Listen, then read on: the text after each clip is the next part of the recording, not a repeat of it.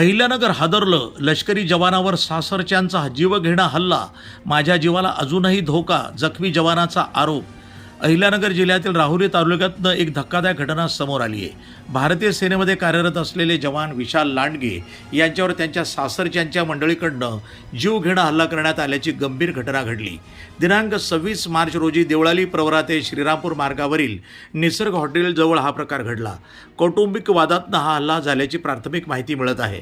आरोपींनी लांडगे यांना बेदम मारहाण करत गंभीर जखमी केलं. जखमी अवस्थेमध्ये त्यांना तातडीनं जिल्हा रुग्णालयामध्ये दाखल करण्यात आलं असून त्यांच्यावर उपचार सुरू आहेत. या प्रकरणी दिनांक 30 मार्च रोजी राहुरी पोलीस ठाण्यामध्ये गुन्हा दाखल करण्यात आला आहे.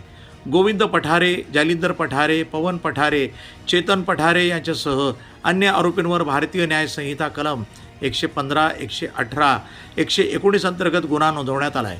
दरम्यान जखमी जवान विशाल लांडगे यांनी माध्यमांशी बोलताना माझ्या जीवाला अजूनही धोका आहे अशी भीती त्यांनी व्यक्त केली आहे. त्यामुळे या घटनेनं अधिकच गंभीर वळण घेतलं आहे. या प्रकारामुळे राहुरी तालुक्यामध्ये खळबळ उडाली असून नागरिकांकडनं आरोपींना तात्काळ अटक करून कठोर कारवाईची मागणी होत आहे. पुढील तपास पोलीस करत आहेत.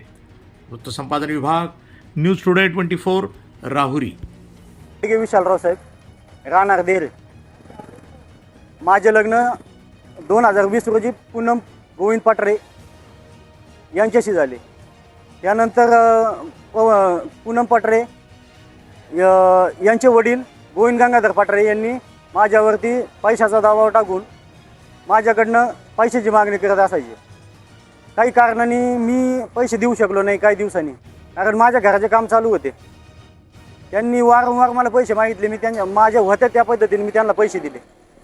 काही कॅश स्वरूपात दिले, काही ऑनलाईन स्टेटमेंट आहेत माझ्याकडं. ह्या सगळ्या पद्धतीने मी त्यांना पैसे दिले. घराचं काम काही अधूर राहायला लागल्यामुळे मी त्यांना पैसे देण्याची कमी केली. तर त्यांनी माझी पत्नी पूनम हिच्यावरती प्रेशर टाकायचं सुरू केलं. तर मी ह्या कारणामुळे तिला समजून सांगायचं की माझ्याकडे पैसे नाही आहेत सध्याच्याला, कारण मी सध्या इंडियन आर्मीमध्ये नोकरी करतोय. माझ्याकडे महिन्याला पगार यायचा आणि महिन्याला मला कॉल करायची. ह्या पद्धतीने मला थोडा त्रास देत आले. त्याच्यानंतर माझ्या मंडळीला तिने मानसिक त्रास दिला. मानसिक त्रास दिल्यानंतर त्यांनी 26 एप्रिल 2025 रोजींनी घरी विषारी औषध प्राशन करून आत्महत्या करण्याचा प्रयत्न केला. पण त्याच्यामध्ये मी त्यांना वाचू शकलो नाही. त्यांचा मी वाचायचा खूप प्रयत्न केला, पण त्यानंतर त्यांनीच माझ्यावरती उलटी केस टाकली. मला आत्महत्येस प्रवृत्त म्हणून त्यांनी 306 हा कलम माझ्यावरती लावून यांनी मला जेलमध्ये टाकलं. त्यानंतर त्यांनी माझी मुलगी आद्या हिचा जन्म 2023 रोजी झालेला आहे. तर ही त्यांनी तिचा ताबा घेऊन हे देवळाली प्रवारी इथं घेऊन गेले. त्यानंतर त्यांनी डांबून ठेवण्याचा प्रयत्न केला, मानसिक त्रास दिला त्या मुलीला. त्यानंतर मी मुलगी पोलिसांकडून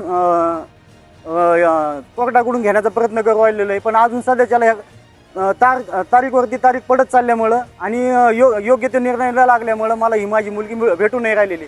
आणि त्यांनी त्या मुलीला मानसिक त्रास छळ करून तिला तिथं हात मोडलेली मला ही खोटी खबर पसरवली. त्यानंतर मला तिथं बोलावण्यात आलं का तिचा हात मोडला म्हणून 2025 रोजी. त्यानंतर 26 मार्च 2025 रोजी मला त्यांनी तिथं बोलावलं खोटी बातमी सांगून माझ्या मुलीचा हात तुटला म्हणून. त्यांनी मला खोटं सांगून तिथं बोलवलं. आणि हे सांगणारा व्यक्ती होता लक्ष्मण काळे, देवळातलाच राहणार. त्यांचेच नातेवाईकांनी मला सांगितलं का तिथं तुम्ही या आणि काहीच होणार नाही. आता याला खूप दिवस झालेले आहेत, तुम्ही येऊन तुमच्या मुलीसाठी काही उपचारासाठी पैसे घेऊन या, या सगळ्या गोष्टी करा.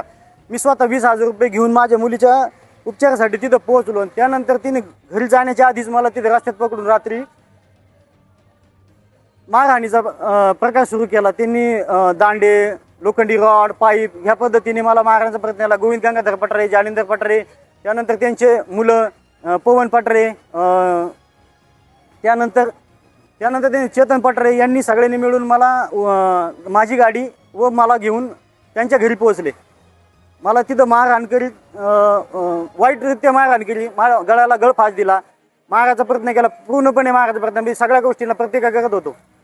पण ह्या गोष्टीमध्ये माझी सासू व माझे सासरे यांनी सगळ्यांनी मिळून मला जीवे मारण्याचा प्रयत्न केला. यानंतर त्यांनी तिथं पोलिसांना ही बातमी द्यावं लागेल म्हणून यांनी लिंब मिरच्या काय असेल त्या सगळं घेऊन तिथं प्रकार दाखवला. ही त्या दिवशी तुम्ही न्यूज पाहिलेलीच असणार, ही सगळी खोटी न्यूज आलेली होती.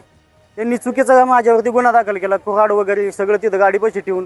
त्यानंतर जीव मारण्याचा प्रयत्न. आणि ज्याच व्यक्तीने मला सांगितलं होतं का बाबा ते माझ्या मुलीचा हात तुटलेला आहे, तू एकदा भेटायला जा म्हणून, त्याच व्यक्तीची ॲम्ब्युलन्स तिथं घेऊन आली आणि त्याच्यानंतर मला पोलिसांच्या सहाय्याने ॲडमिट करण्यात आलं. ॲडमिट केल्यानंतर मी 8 दिवस हॉस्पिटलमध्ये ॲडमिट होतो.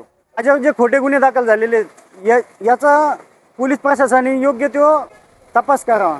फौजी नगर तालुक्यातल्या फौजी संघटनेला हेच माझं निवेदन आहे का माझ्यावरती जो अन्याय झालेला आहे याच्यासाठी तुम्ही पुढे येऊन माझी मदत, हीच माझी मुलगी मला भेटावा.